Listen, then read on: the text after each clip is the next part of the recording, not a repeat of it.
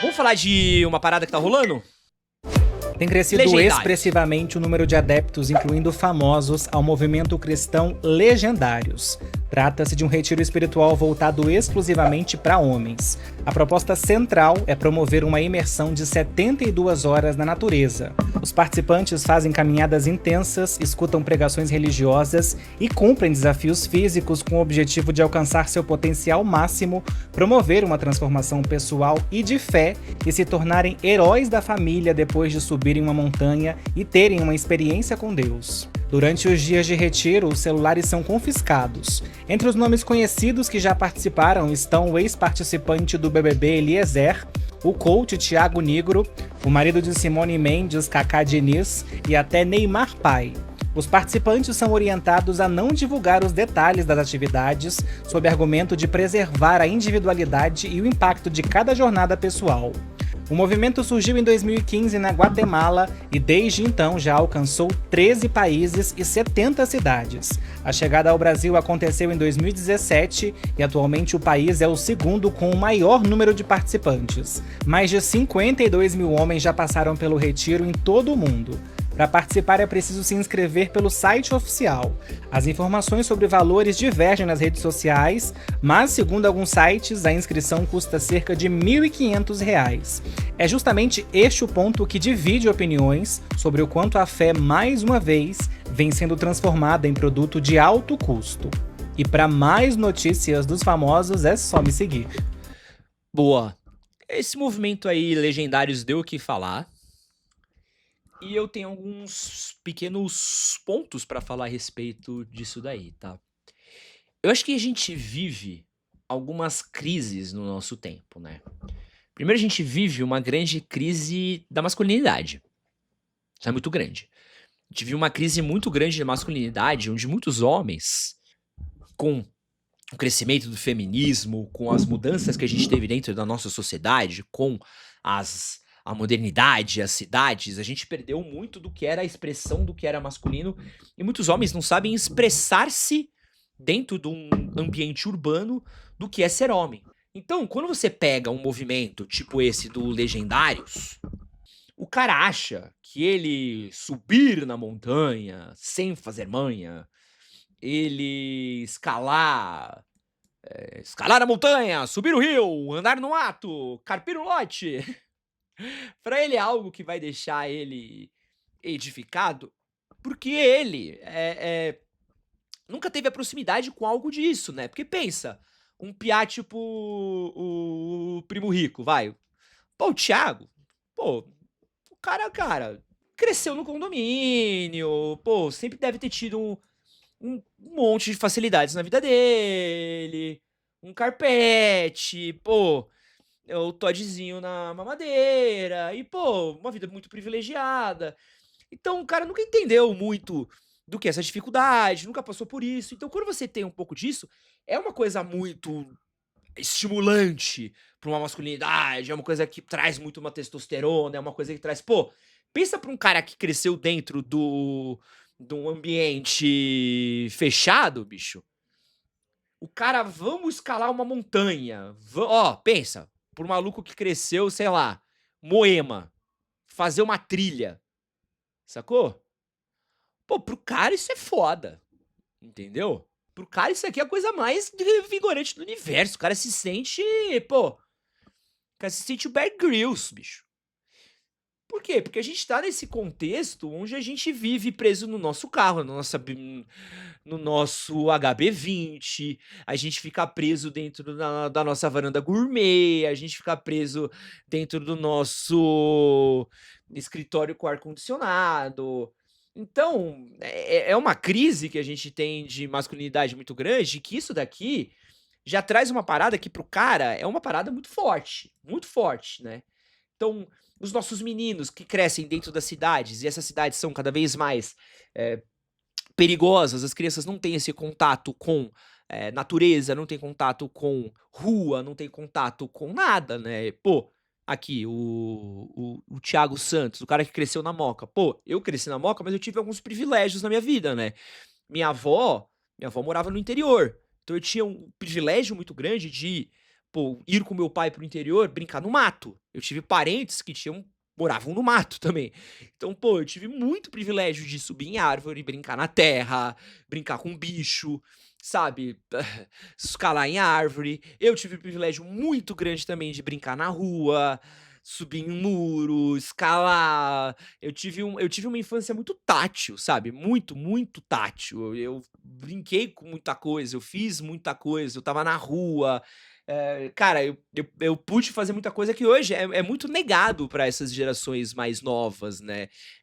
Pô, eu já fiz trilha, eu já, pô, já fiz estrada velha, pra Santos de bike, eu já fiz, puta, já fiz canoagem, eu já fiz um monte de coisa, cara, coisas da vida e coisas que eu gosto de aventura, esse tipo de coisa, esse tipo de merda daí. Antes de continuar esse vídeo daqui, quero deixar um recado pra você. Meu primeiro livro solo, Tudo que seus pais não te ensinaram, mas você deveria saber, já está na pré-venda. Esse daqui é um livro com todas aquelas conversas que você gostaria de ter tido com seus pais, mas nunca teve a oportunidade de ter, falando sobre a vida, trabalho, dinheiro, carreira, relacionamento. São todas aquelas lições frustrantes que a geração Z não teve e que acabam sendo muito importantes para a vida real. Esse momento de pré-venda, ele é muito importante, gente, porque é o que vai ditar todo o calendário de sessões de autógrafo, viagens pelo Brasil e circuito que a gente vai fazer. Porque quanto melhor for as pré-vendas agora, mais disponibilidade a gente vai ter em livrarias, mais a gente vai conseguir pleitear, estar em livrarias do Brasil para fazer sessões de autógrafo,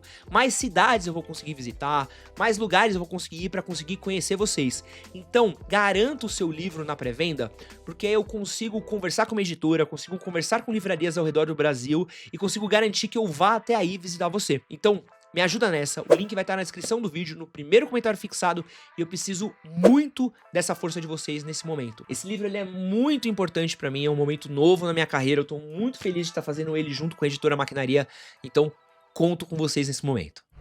E isso é uma coisa que é muito grande de entender de uma conexão, exatamente o que eu tô falando, é muito disso, assim, de eu entendo que é uma coisa que eu sinto falta, principalmente por morar em São Paulo, entendeu?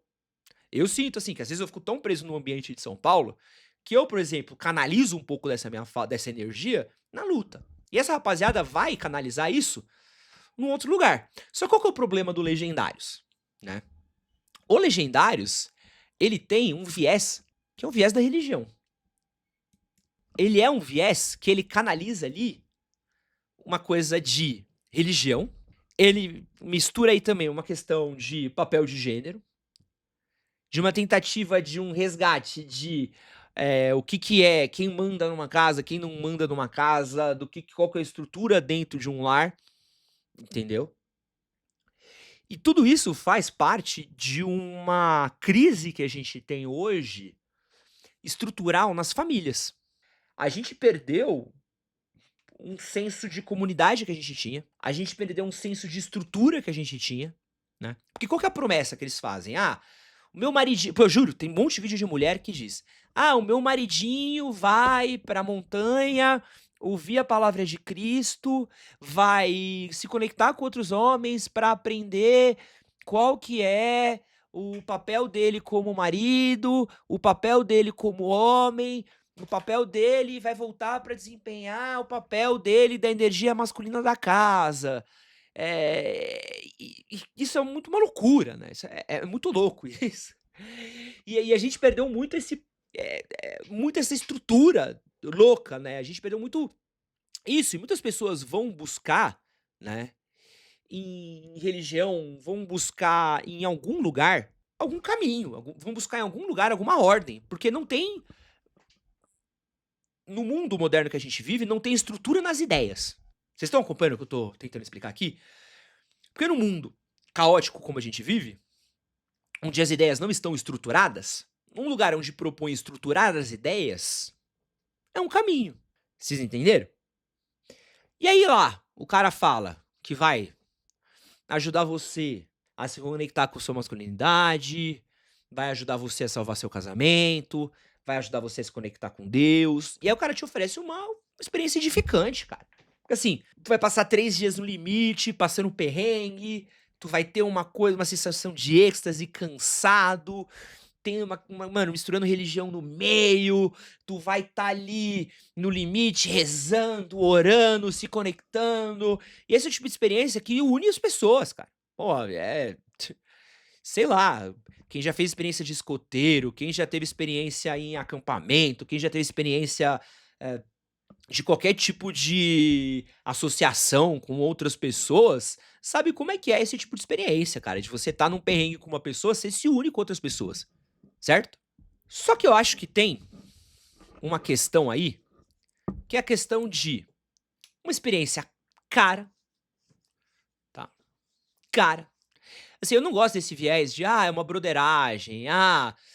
Tá um querendo comer o outro". Eu acho que a gente quando a gente faz esse tipo de piada, tá, a gente primeiro, a gente tá fazendo um caráter homofóbico, que eu acho baixo, e a gente reduz um pouco disso, tá. Porque, assim, tem uma galera que tá indo pra aí, e a gente tira o valor do que o cara tá indo buscar nisso, tá. E a gente não pode tirar o valor do que o cara tá buscando nisso, a gente tá tirando o valor do que tá rolando, tá entendendo? A gente tá diminuindo o tamanho disso. Quando você tá: o cara tá indo fazer broderagem, o Brokeback Mountain", a gente tá diminuindo o que tá acontecendo. É tipo quando você faz piadinha com a igreja church, você não tá entendendo, você tá tentando diminuir uma parada e você não tá abordando aquele problema com a sobriedade que aquilo precisa ser abordado. A gente tá falando de uma geração de homens que perderam a conexão que eles tinham com a comunidade deles.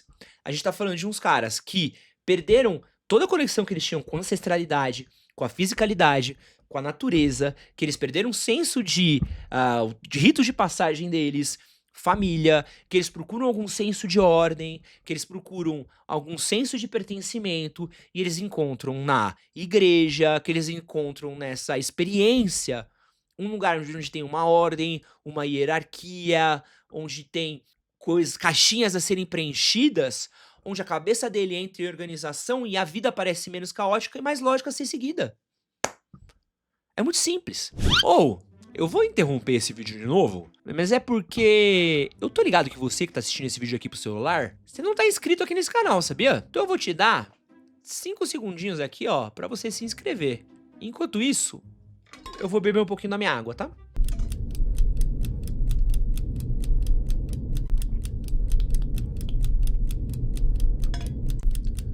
Muito obrigado pela sua inscrição.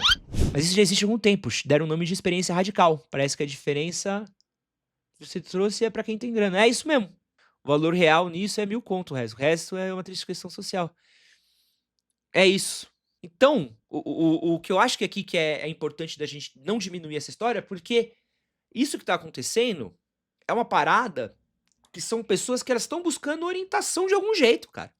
As pessoas tentam diminuir o valor das igrejas neopentecostais, tirando um barato, tirando um sarro, falando, tirando, zoando, o que for, mas elas só crescem justamente por causa disso, porque os caras tentam muito, mas muito, tirar um barato, tirar um sarro, tratar como se fosse uma coisa menor, mas eles não entendem a lógica que tá por trás disso. Eles não entendem o valor que essas igrejas, que esses legendários oferece pra aquele cara no fim.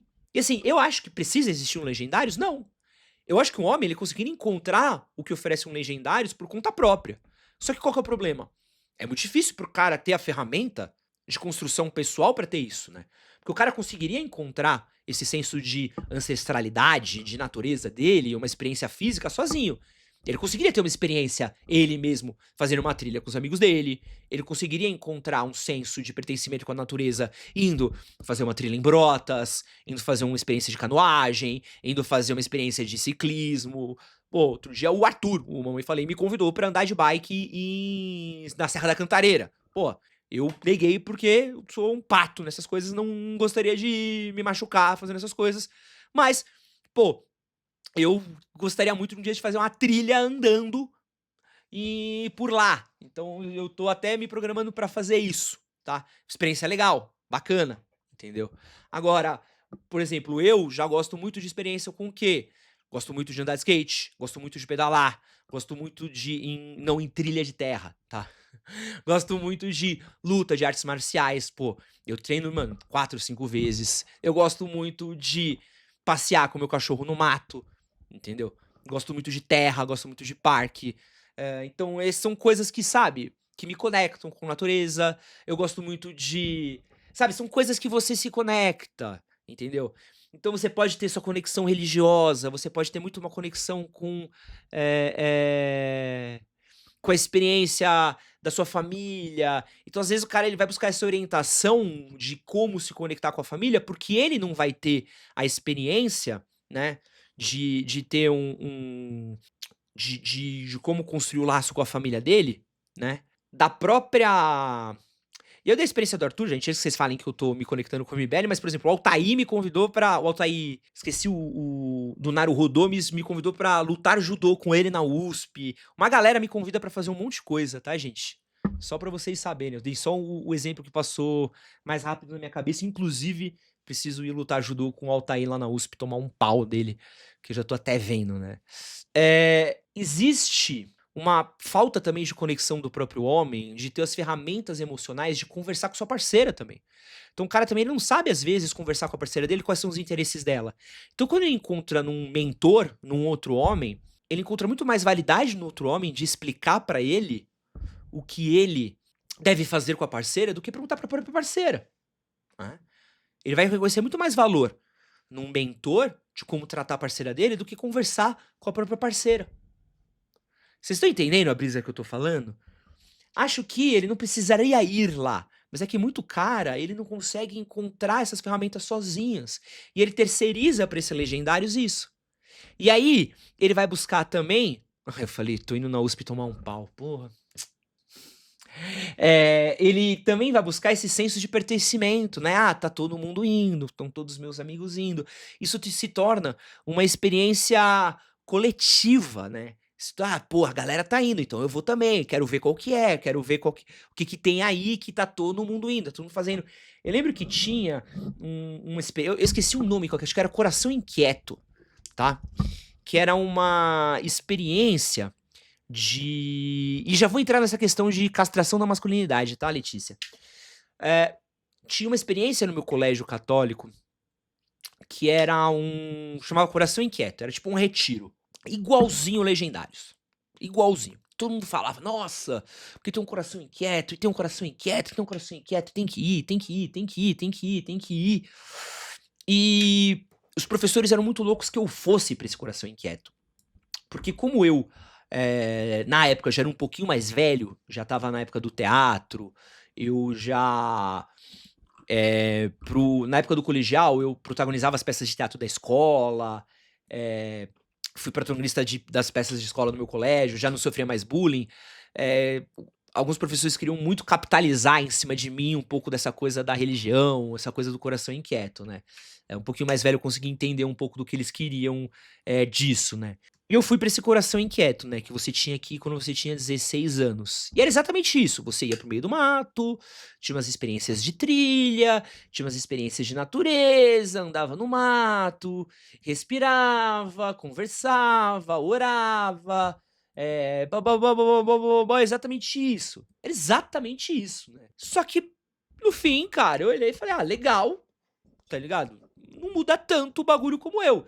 Tinha gente que saía do Coração Inquieto, cara, conheço amigos meus que saíram do Coração Inquieto todo domingo na missa. Bom, eu saí, cara, muito legal, continuo sendo cristão do mesmo jeito que eu era, mas ainda brotava às vezes na igreja evangélica dos meus amigos, se domingo não fosse conveniente na igreja, não ia. Não mudou muito o meu sentimento com a igreja, talvez por uma questão de como eu lidava também com religião e como eu lido, né, com um pouco de senso crítico que eu tenho até hoje com a igreja. Mas eles tentam jogar muito disso, né, de tipo, essa coisa de você estar no meio da natureza, solitário, sem celular, isolado. Então, eles mantinham a gente muito sozinho, muito cansado, não deixavam a gente conversar muito, a coisa muito controlada, né, era uma coisa muito, você não tinha muito tempo de interação, era muita, quando tinha era umas músicas muito de louvor e depois tirava, então era as emoções era sempre muito, sabe, muito altos e baixos, né. E aí, eu acho que essa questão do Legendários, que eu acho que vale a pena a gente falar, e uma pessoa falou aqui em cima, que é importante dizer, essa questão da castração da masculinidade e que eu acho que, cara, é uma parada que a gente precisa abordar e acho que ela existe, tá? Bicho, não dá pra gente demonizar a masculinidade de todas as formas possíveis, tá? Não dá pra gente demonizar todos os sensos de masculinidade, de tudo, porque assim, tem certas expressões que elas são, se não masculinas, mais voltadas pro espectro masculinos, tá? Então, eu falo muito isso por estar praticando muito artes marciais. Pô, a galera gosta muito das artes marciais, é um lugar onde você vê que muitos caras vão pra lidar com o BO da vida, cara. Pô, tinha um cara que tava lá, que a filhinha dele, bicho, tava passando por leucemia, sabe? O cara tava com, bicho, o cara tava com um BO gigantesco, sabe? Gigantesco. E o cara falava que, mano, ele ia lá porque era o rolê dele não ficar louco, sabe? Outro camarada que tava lá perdeu o filho, sabe?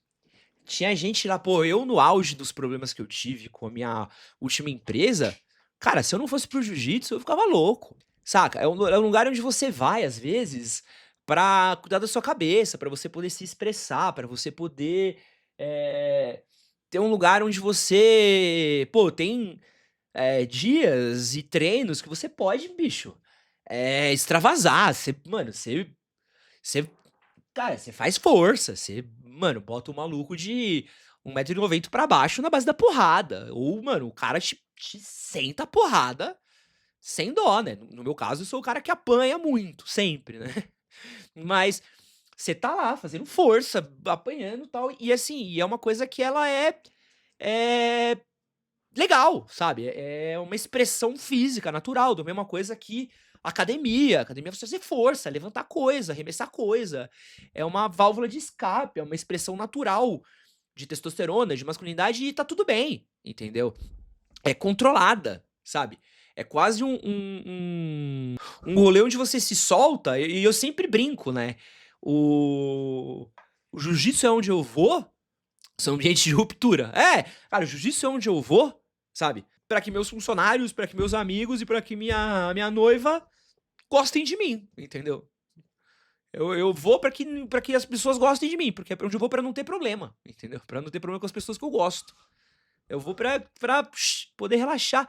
E é uma parada boa, entendeu? Porque a gente tenta controlar o tempo todo do homem. Você não pode falar grosso, não pode falar alto, não pode fazer força, não pode fazer isso, não pode fazer aquilo, não pode fazer nada. Você vai o tempo pensando, pô, não sei o que eu posso, sabe? O que eu posso fazer, não posso fazer, não posso. E aí, nesse Legionário, você pega esse cara que é um primo rico da vida, criado a leite com pera, ovo maltino, que a vida inteira vai, sabe, coletinho nas costas, tal. Pô, aqui eu posso gritar, e aqui eu posso falar alto, e aqui eu posso me sujar de lama. Gente, quantas vezes na vida você acha que o primo rico ficou com o pé sujo, sabe? O maluco não sabe que até pé preto, tá ligado? E é que vocês estão ligados, eu não mostro mais meu pé, porque eu fiquei sabendo que tem uma rapaziada aqui que tá printando meu pé e achei zoado, tá? E acho que o Legendários é isso. Eu acho que você precisa de um Legendários? Não, entendeu? Mas eu acho que esse rolê, ele capitaliza. Ed, vocês se consideram um cara explosivo? Eu sou muito, cara. Eu sou muito explosivo, sabe? Eu sou reativo. Eu tenho questões minhas que eu preciso lidar, né? Faço terapia para isso, né? Eu tenho muita coisa que preciso lidar, preciso resolver. E, cara, e tenho minhas questões pra resolver, tá ligado? Tenho minhas questões pra resolver e tenho resolvido. E, pô, e tenho melhorado aos poucos ao longo dos anos. Mas, como todo mundo tem alguma questão de certa forma. Entendeu? Mas o que a gente não pode, e que eu acho que é errado, é minimizar essa parada que os caras estão fazendo. Entendeu? Porque quando a gente minimiza, quando a gente tenta tratar que nem piada, quando a gente tenta tratar o rolê dos caras como sendo algo menor, a gente não consegue entender o que tá por trás. E a gente precisa entender o que tá por trás. É tipo o rolê Red Pill. Quando você, Red Pill é só uns bandos de frustrado, Red Pill é só um bando... Mano, tu precisa entender o que tá por trás. Quando você começa a olhar e entender o que tá por trás, você começa a propor alguma coisa. Então, tipo assim, propõe alguma coisa pra que o cara não vá pro Legendários. Você não vai propor nada, vai só propor piada? Beleza, mais gente vai pro Legendários, é isso. Ah, fazer um videozinho lacrando, "Ai, Mona, lacrei", falando mal dos Legendários, parabéns, mana. Não ajudou em nada. O mano vai continuar indo pra lá, sacou? É isso, era isso que você queria, parabéns, mano, parabéns. Mas no fim, eu acho que assim, tudo isso é parte da crise que a gente vive e que muitos caras, eles estão perdidos, mano. Eles estão perdidos. Muito cara, no fim, ele tá só perdido, cara.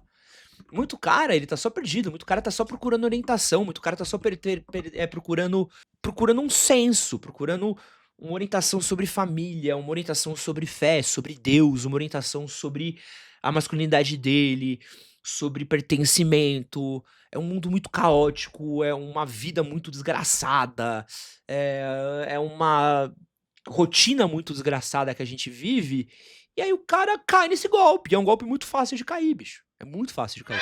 Esse que você acabou de assistir foi um corte das lives que acontecem no meu canal todas as terças e quintas às 10 da manhã. Não esquece de curtir, compartilhar e se inscrever por aqui. E dá uma olhada no vídeo que eu deixei aqui do lado, que com certeza você vai gostar dele também.